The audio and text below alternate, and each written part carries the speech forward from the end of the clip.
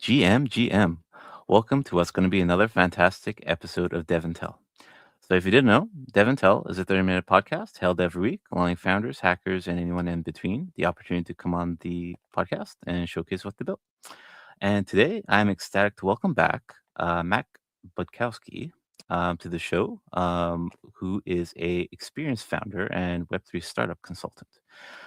So Mac has worked on a lot of communication projects with companies like Intel, IKEA, Pfizer, PepsiCo, and MasterCard, as well as helping a bunch of Web3 startups build up their product in the Ethereum ecosystem.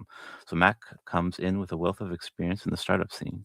So if you stick around for today's episode, you'll get to meet Mac and learn about go-to-market strategies to help your users help you gain users for your crypto product. All right, let's get into it.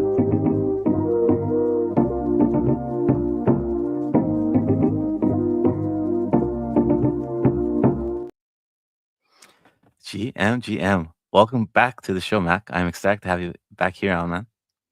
Yeah. Hello, Narb, and yeah, it's been a pleasure last time, so I'm pretty sure it's going to be fun today as well. Of course, yeah, man. Yeah, especially this particular topic that we're going to go over today, I think is going to be very, very valuable, not only to crypto startup founders, but I think founders in general, especially with how far along a lot of AI tools have come and made basically everybody a founder at heart. But before we get into all that, would you just like to give a brief introduction about yourself? Yeah. I'm Mac. Some of you might know me from Kiwi. We were guests, I think, like a year ago or something like that, where I was like a co-founder of Kiwi. Before that, I used to run a podcast, kind of like this one, where I invited founders and builders and tried to reverse engineer how they build their projects.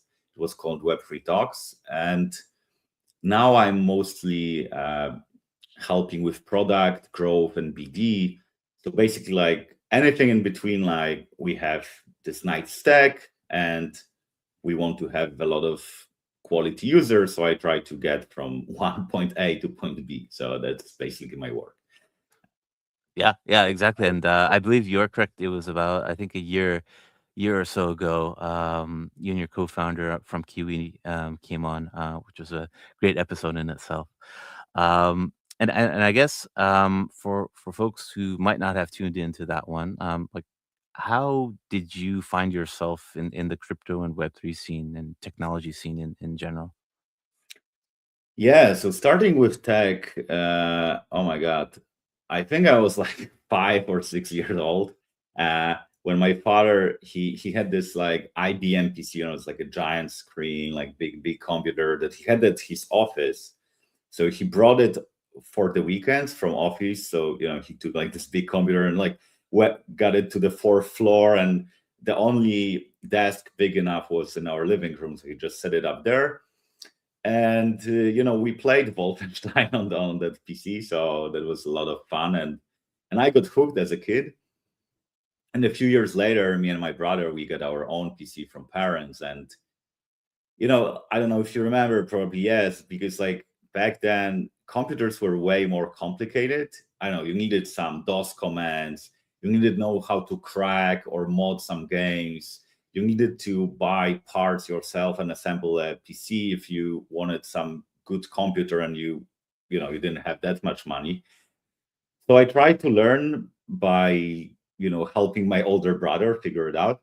But regarding crypto, uh, I joined way later than I wished. I guess most people think that, especially like trading wise. But I had many hacker libertarian friends, and they were talking about Bitcoin since like I don't know 2013, maybe earlier even.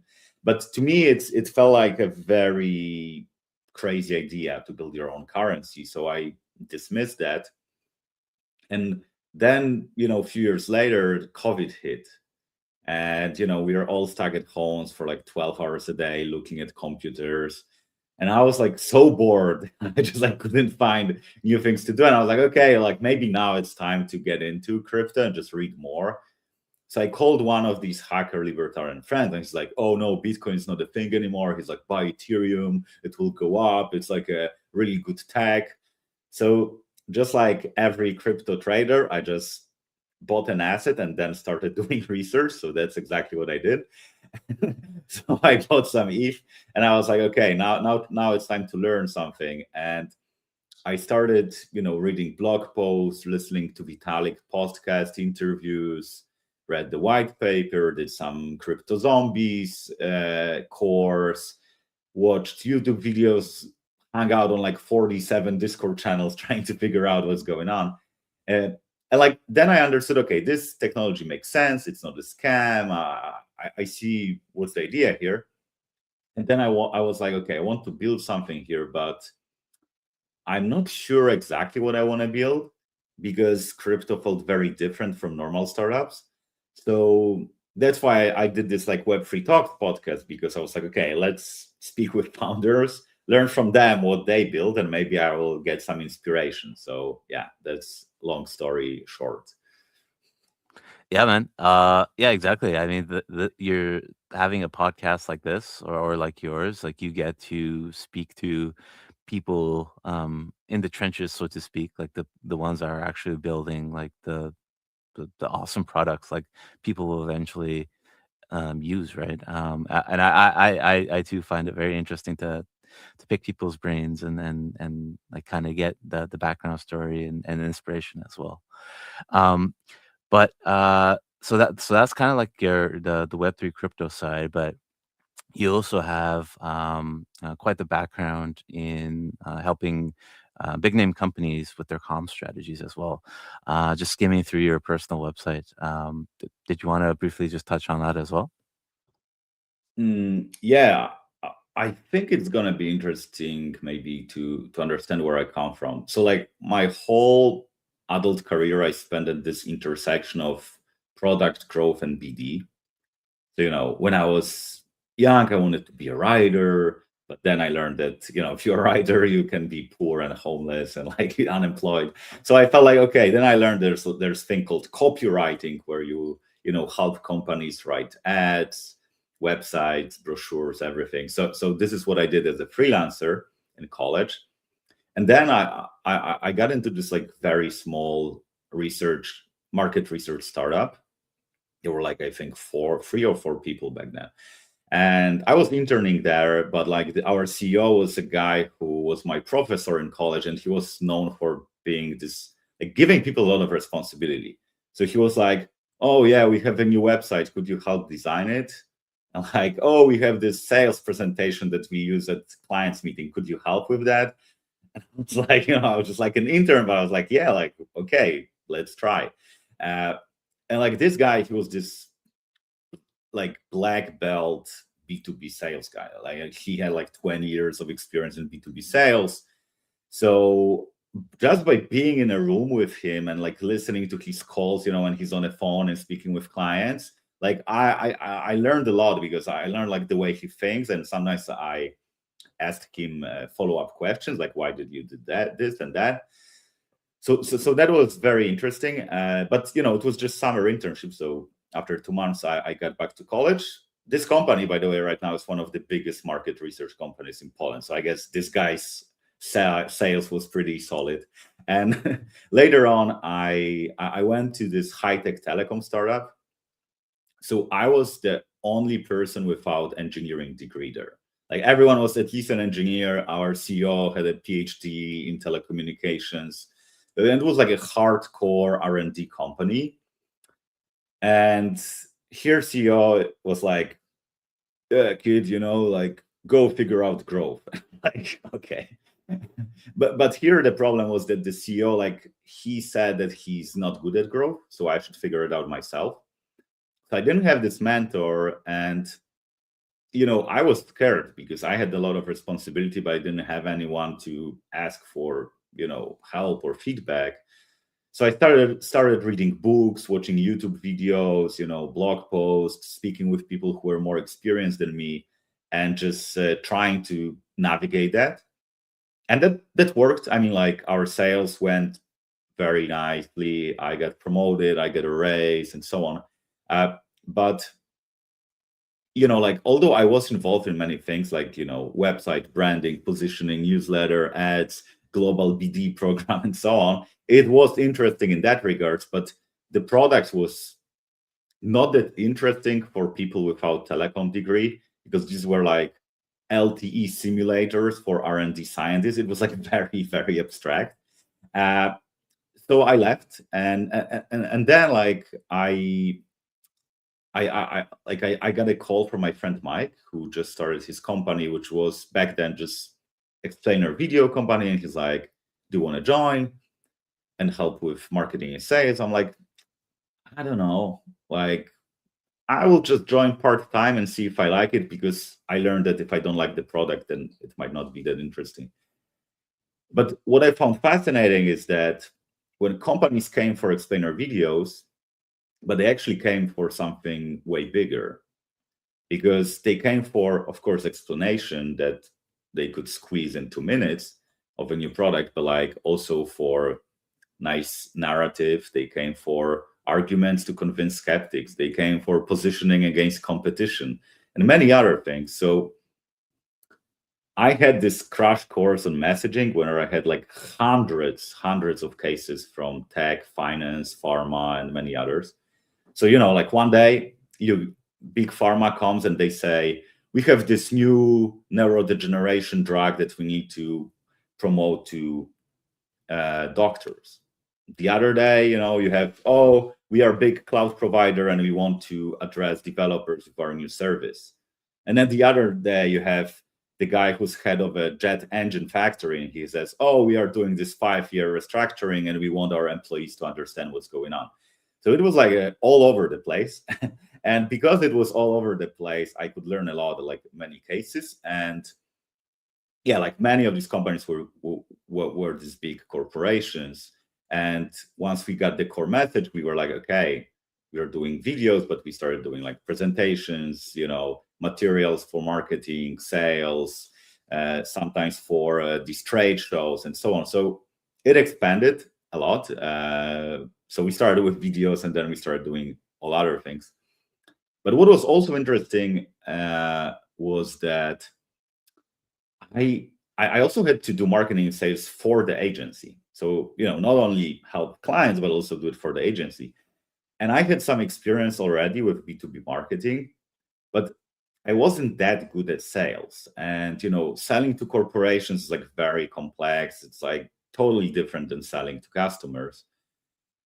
So I was lucky enough to have my friend Usama, who was another black belt B2B sales guy I met in my life.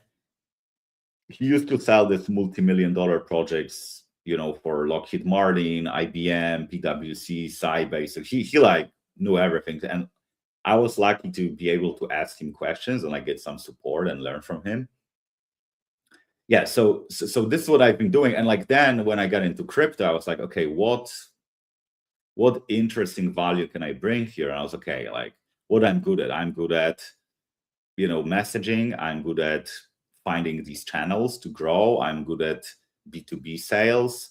And I know a thing or two about making complex things easy to understand. So I was, okay, this is what I'm going to bring. So yeah, that's the TLDR. Awesome. Awesome. Yeah, yeah. I mean, that's quite a skill to have on its own, to be honest, because there's a lot of people that find that quite challenging. So, and this is a good segue because it seems like you've dumped quite a gold mine of knowledge in a recent blog post that you had, I think a week or so ago. Just curious, like, why share that like freely, openly, and not have it behind like a course or something? Yeah, so like basically all content I've ever produced is free, because my approach is that I know, like, I got a lot from this community. I mean, like, Ethereum community in general, and I want to give back. And it's, I'm not as good developer. Like, I can code, but I wouldn't call myself a software engineer out of my respect for this profession. But like, so this is my way of contributing. It's like a parallel of like writing open source software, probably. But here I think there were a few reasons. Like, after I left Kiwi, I wanted to process what we did well and what we could have improved in growth. So I started writing and kind of like getting my ideas, on paper to have some distance and like see, what happened. And then I started doing office hours, which were these calls where everyone could sign up, and I got like 20 minutes for them where they could ask me any questions about product growth or BD. And I learned that many founders had this very narrow perspective on growth. They were like, oh, you just need to get viral on Twitter, or you can only do growth through BD or KOLs, whatever. And I felt, okay, maybe I will just expand this post and make it not only about Kiwi, but more about like this whole like philosophy of growth, like how can you actually do it?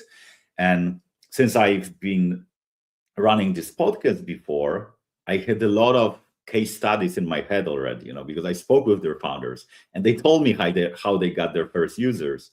So yeah, so I use that. And also, like, philosophically speaking, I am sometimes annoyed where I see a bad product winning because they are very good at marketing and they are very good at promoting. And I kind of wanted to arm the rebels, like arm people who are good at building, but they don't know how to promote things they build, and give them some knowledge how to do it. Excellent. Yeah, and I think that's a wonderful thing that you're doing because especially now in today's age, well, I mean, the last 4 weeks, we've seen a lot of people really hyped on a lot of AI tools like Claude that can take your idea to MVP within like hours in some cases. So, um, I think this is a great point to kind of get into the meat of your blog post here. So, a lot of people will find, or maybe they don't realize, that building a thing is actually the easy part, the fun part, so to speak. But it's the actual go to market, the user acquisition side of things that is not so fun. And you mentioned it, that you've seen a lot of success stories from your interviews on your podcast. But on the flip side, like what are some common mistakes and pitfalls a lot of perhaps first time founders fall into with this go to market side? Yeah.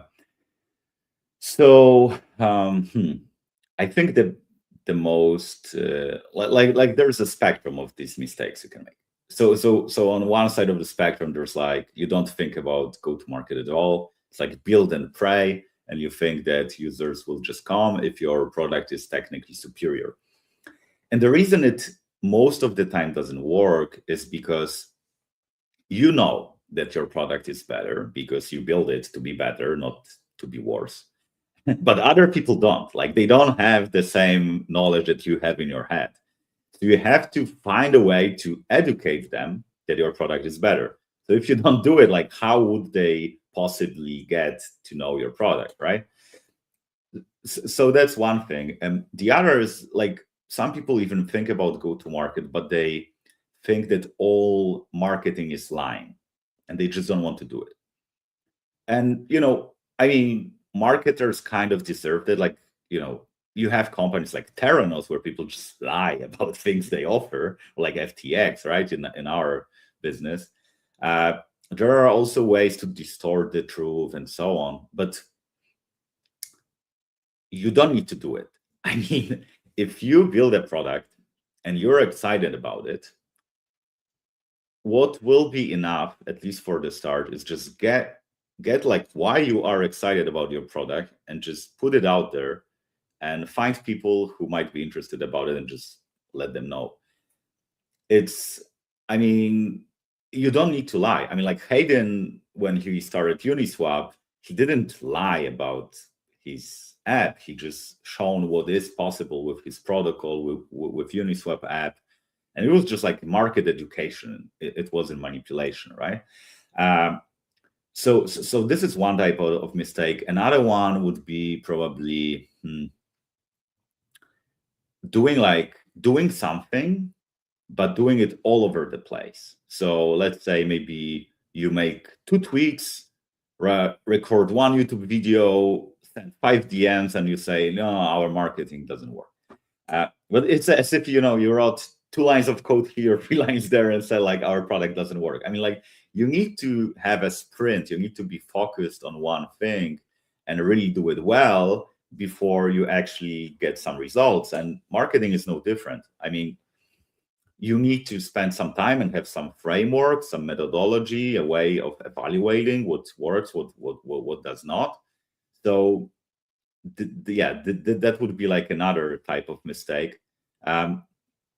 One like crypto specific would be just like adding referrals, point, yield, airdrop promises, and then you just lose signal and you don't know if people came for your product or they came to get a lottery ticket, basically. So it's just like, there are many ways to make mistakes here, and I guess we just touched tip of the iceberg here.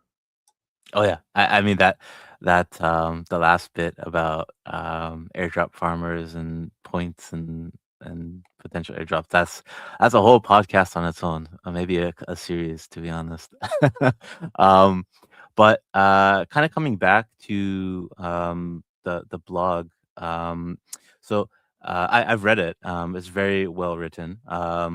So in there you have a pretty neat metaphor I liked, where you said basically a product's market is kind of like a watermelon, and slices of the watermelon are basically segments of that market.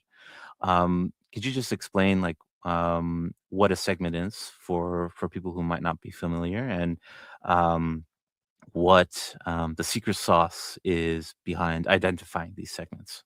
Perhaps using the Uniswap example as a driver. Yeah, sure. So there are 2 things. One is market. So these are like people who you are after. That's a more general term. And with Uniswap, if Hayden Adams did all the same things as he did, but he addressed European private blockchain consultants, they wouldn't find his product interesting. And like, it's a big thing. I mean, that's exactly the same product, but one people care about it and one people is like, yeah, whatever. As the saying goes, one man's trash is another man's treasure, right? So, and like, I can give like probably like a short story about segments. So, when I was in college, I worked as a math tutor, and like after a few months, I learned that I can make twice as much per hour if I target rich suburban kids. So I was like, okay, like if they live in the suburbs, they have rich parents, they will pay me twice per hour. And the reason they could pay me twice per hour was like, first of all, they had more money, of course, disposable income, as we call it. Secondly, their pain was really big because many of these people were, like executives, company owners, very successful people. And when they saw their really talented kids not doing well, they were like, their soul was crushing. So they're like, I will pay whatever to fix that mistake. So these are 2, things about good market, like good budget and also users that have big pain. And the third thing about good market there was, because I studied psychology back then, I had this different angle because I said, listen, like your kid is intelligent. It's not about they are not smart enough for math. They're just not motivated enough. They don't understand why should they learn how to calculate when they have calculator in their pocket. So my selling point was this, and like that's the other specific of great market, where you have this like your own angle, your own way of getting into that market. So speaking of so that's the market, and speaking of segments, good segment is people who have the same problem in the same environment, in the same context. They hang out in one place and they also speak with each other. And with these parents, like the thing was that because they spoke with each other, they were like, oh, Alice has straight A's, and like the other parents were like, oh, how did she get straight A's? I thought she's like a B student. And he was like, oh, yeah, we have this tutor named Meg and he's very good. So like, that's how I got my calendar full and I was financially independent in college because I got like this segment really, really, well. And yeah, so that's like a short story on segment. And of course, in crypto, you could find a way to, get some ideas from my story. And most of the time, these segments are either like geographical, like, crypto traders in Singapore, or it's like a vertical. So, all DAO asset managers with over 1 million assets under management, or maybe just about social clusters. So people hanging out on these like 7 Discord channels. So yeah. Yeah, well said, well said. And I guess when people are trying to identify these segments, like I guess there isn't. I don't know. Maybe there is. Is there kind of like a one size fits all on how niche or wide these segments can go? I mean, you kind of touched on it a little briefly about like crypto traders in Singapore versus like all DAOs targeting all DAOs treasuries. Like, I guess it depends on the product, correct? Yeah, it depends on the product, and it also depends on the direction you go. So generally speaking, finding a good niche is very good if you can then escape this niche and get to another niche and another and another. So if you do crypto traders in Singapore and then you can go crypto traders in Hong Kong, maybe crypto traders in Seoul, that's fine.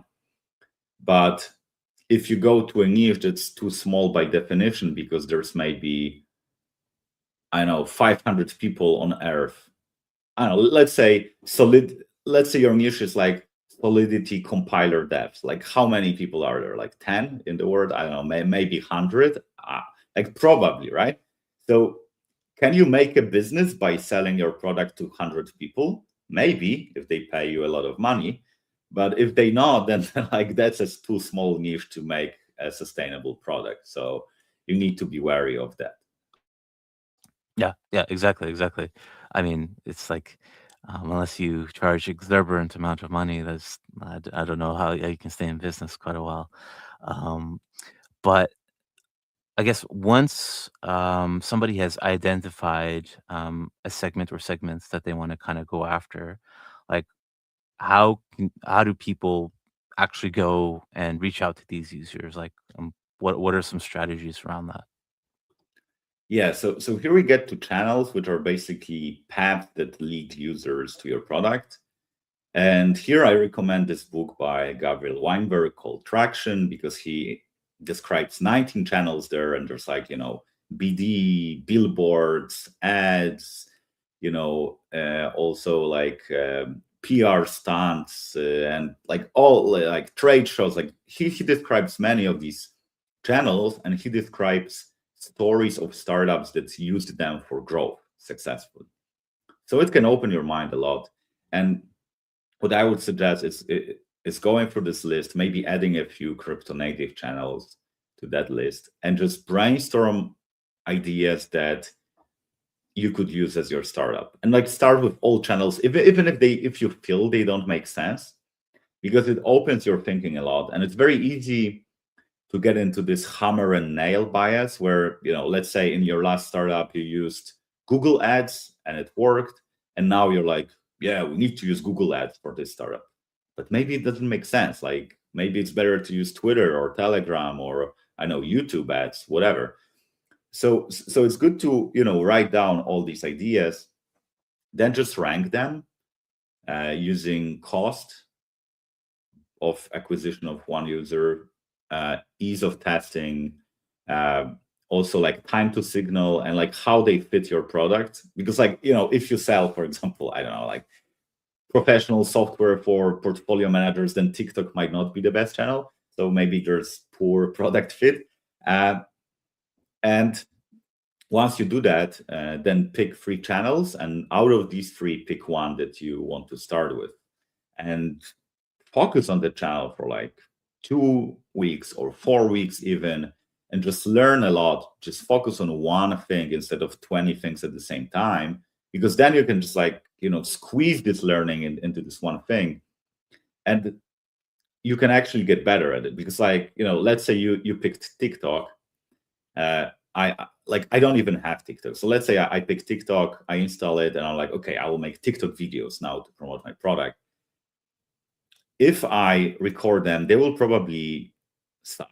I mean, like, because I'm not a TikToker. I don't know how to do stuff there, right? So like, I could say, well, TikTok doesn't work. Well, it doesn't work because I'm bad at TikTok, not because TikTok doesn't work, right? So it's very important to get better at the channel, and it's important, I think, to do research, whether blog post, podcast, or speak with people who are successful at a channel that you choose, so you can learn, how to actually navigate that. Yeah, exactly. I think just starting small instead of like really big, like it's very hard to multitask. It's like as skilled as you may think you are, working on like 5 or different things at the same time isn't as effective as putting all your energy in kind of one thing, seeing what happens, and then kind of taking that data and then strategizing your next move. Um, but I guess after somebody has identified the segments they want to target, the channels, and which ones to prioritize, how how do people actually convince other people that they need to use your product? I guess there's quite an art in this, but what are some tips and tricks from your experience?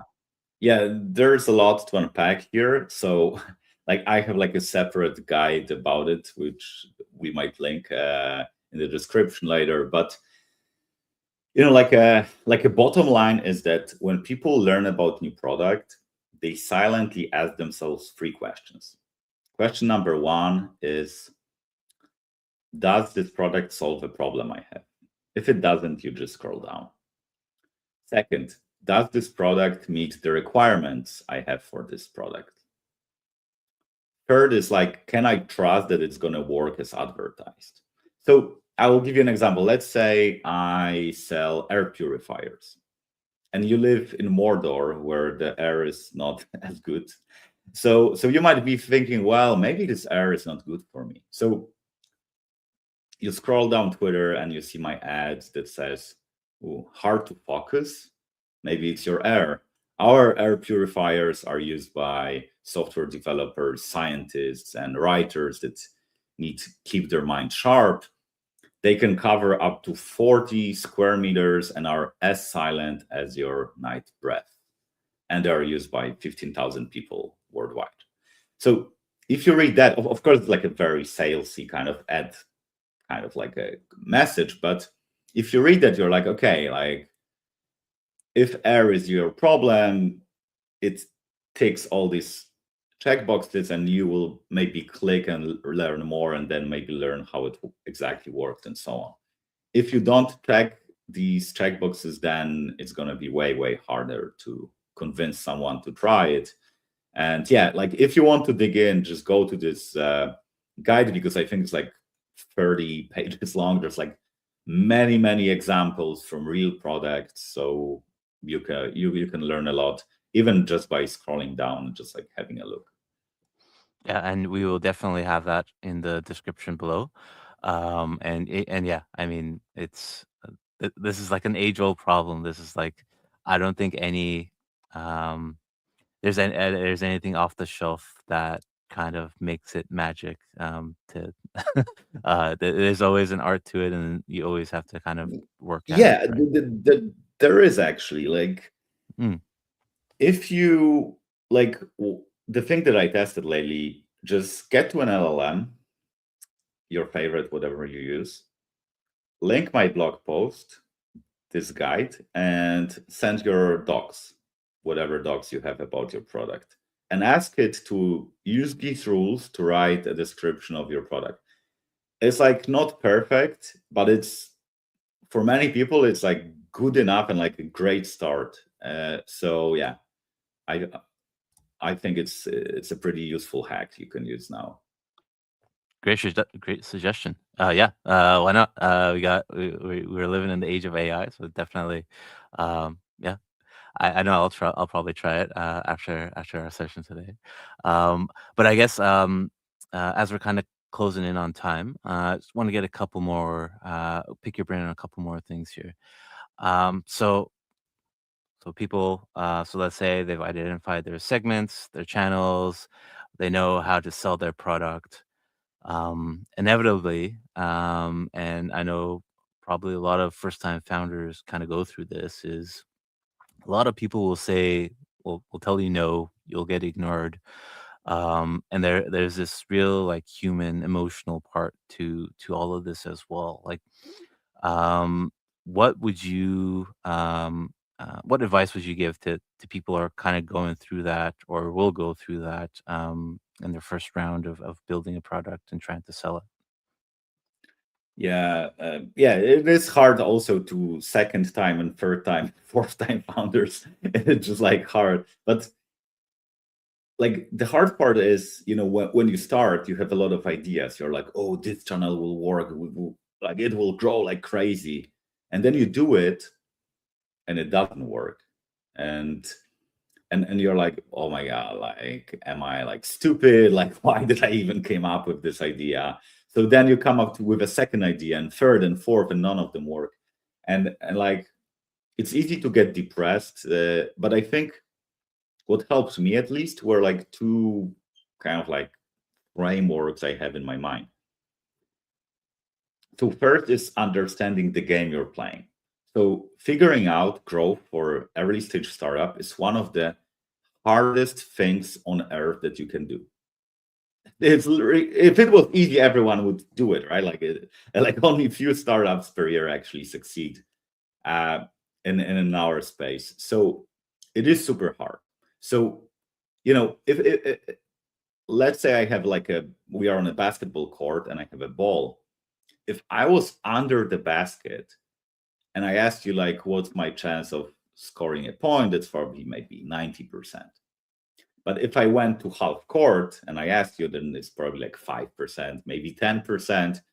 If I'm, Steve Curry, maybe it's like 20, 30%. But like even the best NBA player on earth in terms of long range shots don't have even 50% accuracy. And it's the same here. It's just like a very hard game, and you need to understand that you shouldn't expect it to work at the first try. If it works, congrats, like you won a lottery and like you had a great intuition. But like typically you just need to have more time. And it's kind of the same with product. Like it's not like the first idea you have for a feature is a killer feature that brings you crazy revenue, right? It's just like you need to probably test a lot of things. So that's one mindset. The other mindset is thinking of yourself as this R&D scientist. So, you make experiment and it doesn't work. You make another, it doesn't work. But then you're like, okay, here it didn't work at all. Here it worked a little bit. Here it kind of worked. So you use this information to update your mental model, and then you make a better hypothesis next time, and maybe eventually you will figure out the way to change lead into gold or like whatever you're working on.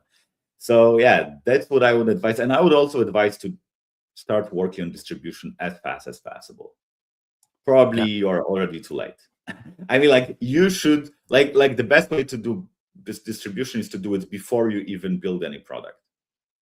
Because you get like it can be very simple. You can make a group chat for people that experience the problem that you want to solve with your product, and just get feedback from them, ask them, what could you improve? And then ask them, okay, do you know any other people who have the same problems? And maybe, get some word of mouth, and just even getting that, even spending like 1 hour per day on distribution will help you tremendously. So if it's one thing you were supposed to be left after this podcast with, just spend at least 1 hour per day on distribution. Really, trust me, it's going to help.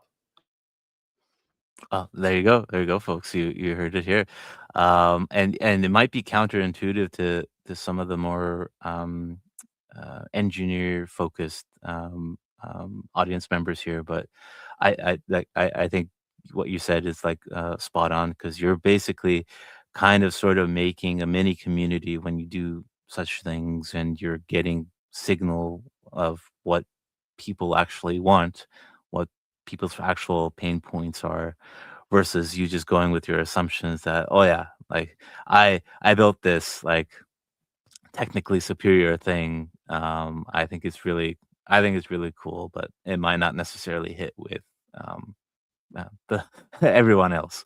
And I guess on that point, like you mentioned it early in the podcast, but um for people who do make a technically superior product, but end up losing to somebody who might not have made as great a product but had better marketing, like what would your advice be to those types of folks?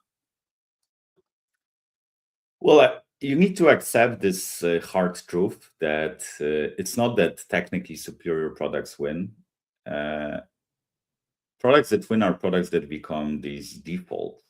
So, if I asked you about a computer, maybe you would recommend me a MacBook, maybe you would recommend me some gaming PC, whatever. But like, it's not that you made a spreadsheet of all computers on Earth ever created, unless you're like a huge, computer geek. So we always have these mental shortcuts, and the goal of a product is to become this mental shortcut. Because once something is a mental shortcut, and people are like, "What phone will I buy?" Well, iPhone, whatever, right? Or like MacBook. Then it's to overcome that, you need to have a way, way, way better product because you need to overcome all the social proof habits, ease of use, all that. So if your product is better and you think it's objectively better, it's actually morally very positive to promote it because you want to help these people. You want them to be more happy. They are at this point not knowledgeable enough to understand why your product is better. But like by spreading the news about your product, you are actually helping them. If your product, of course, is actually better. If it's not, then no. Well, yeah. Awesome. And yeah, well said, man. And unfortunately, that kind of brings us to time. Thank you so much, Mac, for taking the time out of your day to come talk on the podcast here. I know I learned a lot. I'm hopeful our audience also learned a lot. For people who want to follow along with all the great work that you're doing, what's the best way for them to follow along? I think going to my website, it's macbudkowski.com, just my name, .com. And there are links to, my blog, Twitter, like everything that you might be interested in. And that will all be linked in the description below. So definitely give Mac a follow. Um, from what you heard and saw today, I don't know why you wouldn't. So definitely get on that. And with that, just want to wish everybody a happy Wednesday, happy rest of the week. And we'll catch you back here next week for another great episode of DevNTell. Till then, have a good one, folks. Yeah, Cheers. thanks a lot. Goodbye. See ya.